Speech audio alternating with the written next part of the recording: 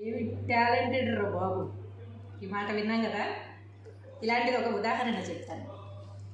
ఒక స్టూడెంట్స్కి వాళ్ళ టీచరు డిక్టేషన్ చెప్తున్నారు.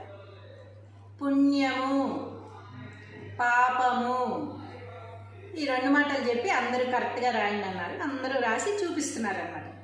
అందరూ కరెక్ట్గా రాశారని టిక్ చేస్తూ ఒక అతను మాత్రం పుణ్యము బాగానే రాశారు, పాపము అనే దాంట్లో మధ్యలో పా ఎగరగొట్టేసి పాము అని రాశాడు అన్నమాట. అడిగితే టీచర్ అడిగారు, ఇదేమిట్రా పాపము అని చెప్తే పాము అని రాసావు అని. అంటే ఏం చెప్పాడో తెలుసా? పాము కరిస్తే ఒక్క జన్మలోనే చచ్చిపోతాం, గొడవ వదిలిపోతుంది.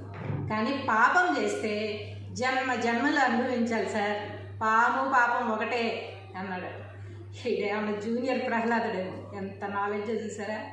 అలా ఉన్నారు ఇప్పుడు స్టూడెంట్స్.